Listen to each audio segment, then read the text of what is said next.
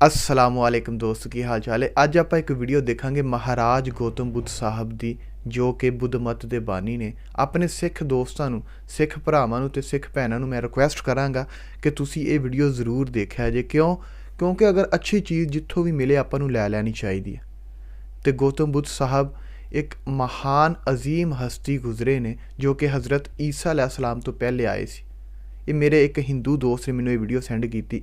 उन्होंने आख्या कि तुसी अपने सिख भरावां नूं ये वीडियो जरूर दिखाया जे। दोस्तों, गौतम बुद्ध की शिक्षा हर किसी के जीवन को नई दिशा दे सकती है। अगर आप भी इसे मानते हैं तो कमेंट्स में नमो बुद्धाय लिखना मत भूलिए। एक समय की बात है, नगर में एक व्यापारी रहता था। अपने और अपने परिवार के भरण पोषण के लिए वह नमक का व्यापार करता था। उसके परिवार में पत्नी और 2 पुत्र थे। व्यापारी के दोनों पुत्रों का स्वभाव बिल्कुल अलग था। जहां एक और बड़ा पुत्र बहुत ही संकोची और शर्मीले स्वभाव का था, उसे किसी से बात करने में भी शर्म आती थी, वहीं उसका छोटा पुत्र बहिर्मुखी स्वभाव वाला व्यक्ति था। वह किसी से भी अपनी बात कहने में कभी संकोच नहीं रखता था। लोग अक्सर बड़े पुत्र को भोला और बेवकूफ समझते थे। कई बार लोग उसके भोलेपन का फायदा भी उठा लेते थे और वह पलटकर कभी किसी को कुछ नहीं कहता था। व्यापारी अपने पुत्र के इस स्वभाव के कारण बहुत अधिक नाराज होता था। बातचीत न कर पाने और शर्मीले स्वभाव के कारण व्यापारी ने कई बार अपने पुत्र की पिटाई भी कर दी थी। हालांकि इस वजह से उसके पुत्र का स्वभाव सुधरने के बजाय और भी खराब हो गया। बचपन से ही बड़ा पुत्र बेहद परेशान रहने लगा था। उसके अंदर आत्मविश्वास की कमी हो गई थी। परीक्षा में वह आते हुए प्रश्नों के उत्तर भी अपने डर के कारण नहीं लिख पाता था। इस कारण उसकी शिक्षा भी ठीक ढंग से नहीं हो पाई। बड़ा पुत्र जब युवावस्था को प्राप्त हुआ, तब व्यापारी ने उसे अपने साथ व्यापार में हाथ बटाने को कहा।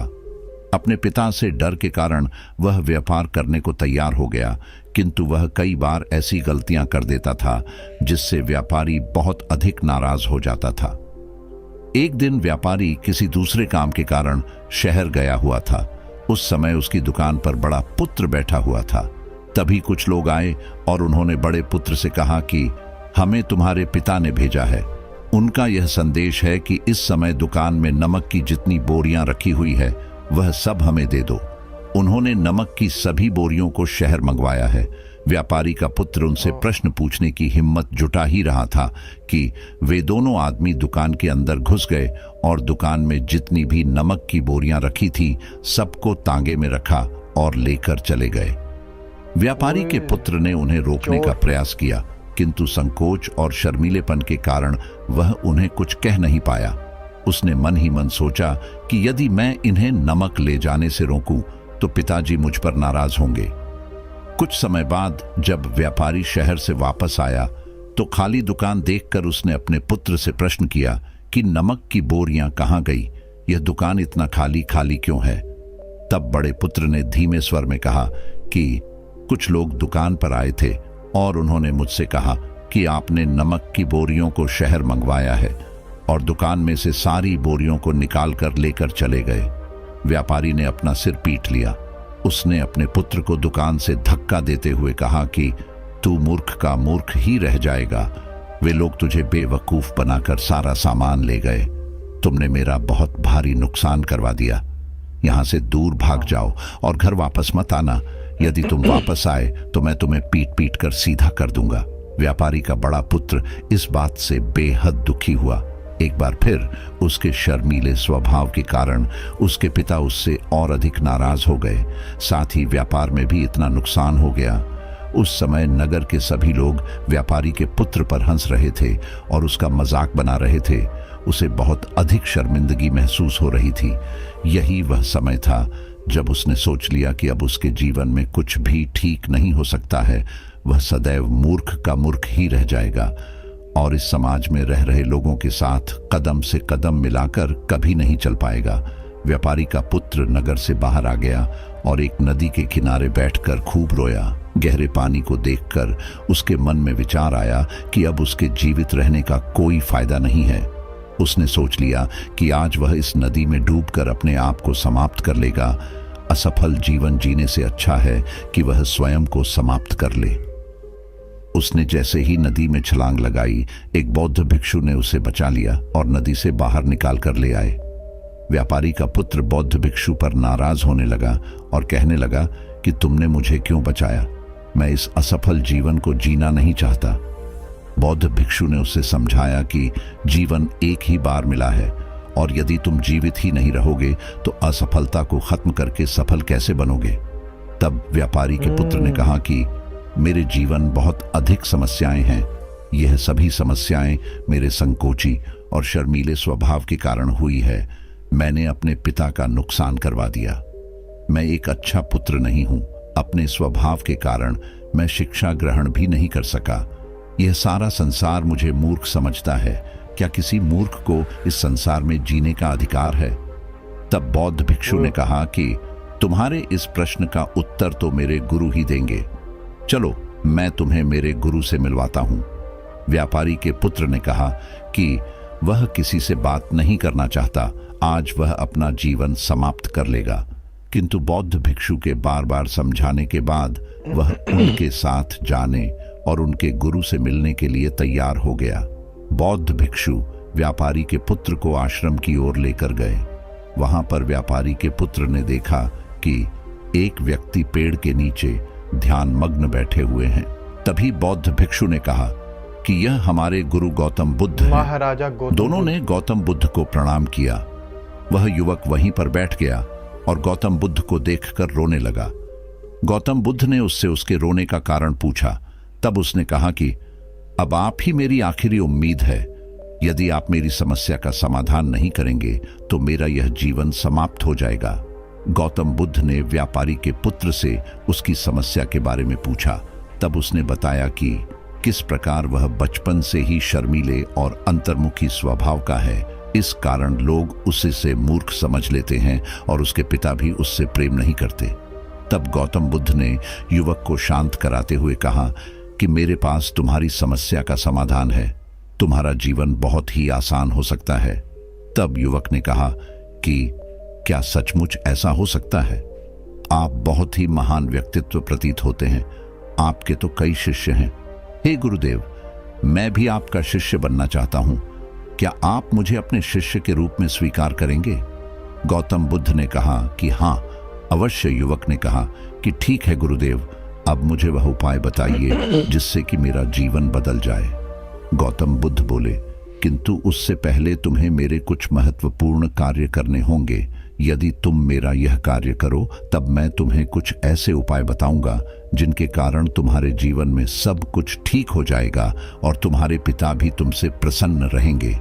गौतम बुद्ध ने उस युवक को कहा कि आज से 3 दिन बाद मैं तुम्हें ऐसे उपाय बताऊंगा जिससे तुम्हारा जीवन बदल जाएगा।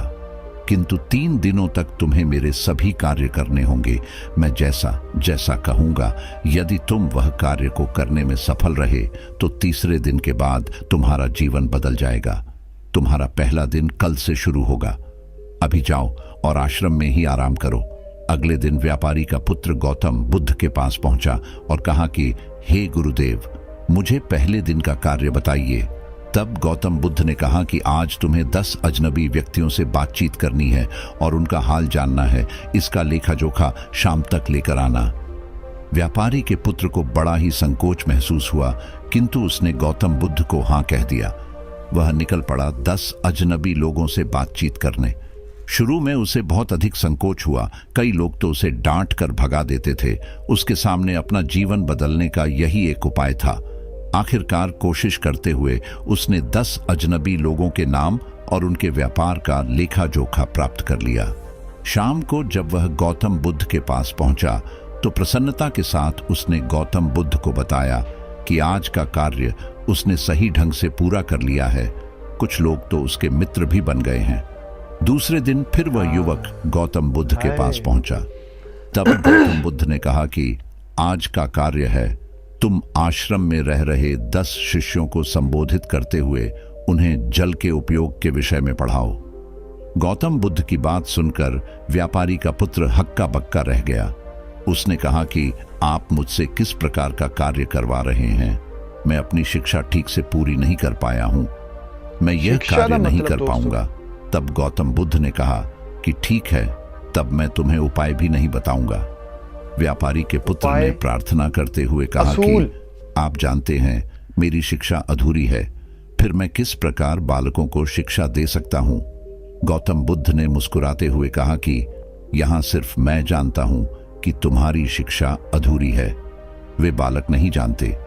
तुम रोज अपने जीवन में जल का उपयोग करते हो, यही सब बातें जाकर उन बालकों को बतानी है। आखिरकार व्यापारी के पुत्र के पास कोई रास्ता नहीं बचा। हिम्मत जुटाकर वह उन बालकों के पास पहुंच गया। शुरू में तो उसके हाथ पैर कांप पर रहे थे, किंतु आखिरकार उसने जल की विशेषताओं के बारे में बताना प्रारंभ कर दिया। उसने बालकों को जल की 5 विशेषताएं बताई और जल्दी से वहां से भाग आया। गौतम बुद्ध के पास आकर उसने कहा कि बहुत अधिक डर लग रहा था, किंतु मैंने बालकों को जल की 5 विशेषताएं बता दी हैं। गौतम बुद्ध ने कहा कि जो एक बार फिर कोशिश करके आओ।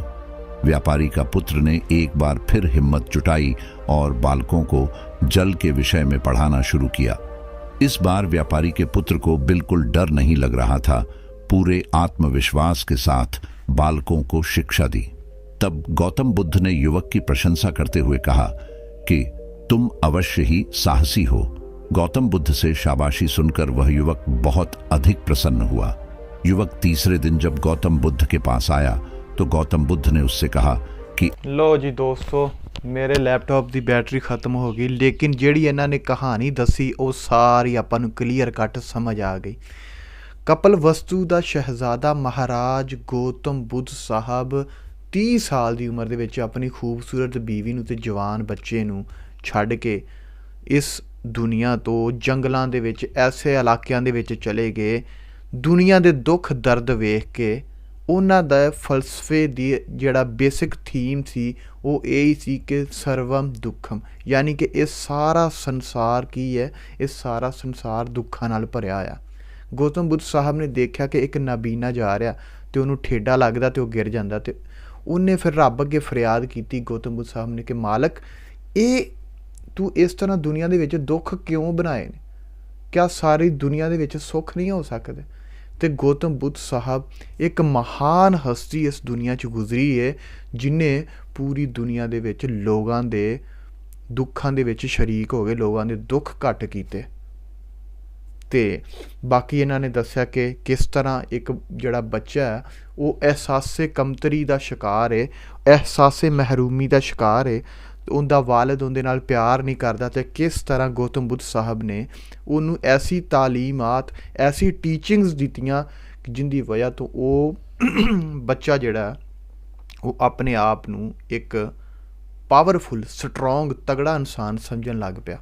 दोस्तों गौतम बुद्ध साहब की ये वीडियो वेखण का मकसद ये वे कि पूरी दुनिया दे विच अगर दुख ने तो इन्हां दा कोई ना कोई मसीहा तो होना चाहिए कि नहीं। फिर मैं एक बड़े महान हस्ती साढ़े इधर पाकिस्तान दी है, उन्हों का नाम है डॉक्टर असरार अहमद।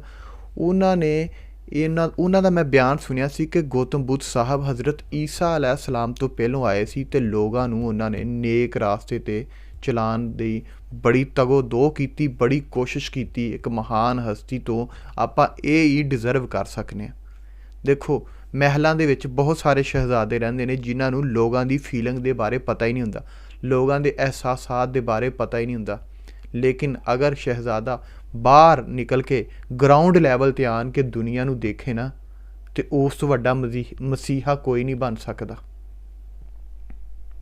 गौतम बुद्ध साहब बुद्ध मत के बानी जिन्हां दी वजह तो बुद्ध मत मज़हब चलिया ते ये उन्हां दे बानी ने, फाउंडर ने।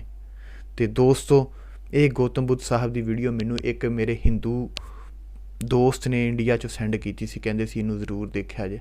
तो मैं अपने सिख भरावां अगे रिक्वेस्ट करना कि ये वीडियो नू जरूर देखन, क्योंकि अगर आपां नू चंगी चीज़ जिथों भी मिले वो आपां नू लै लैनी चाहिए।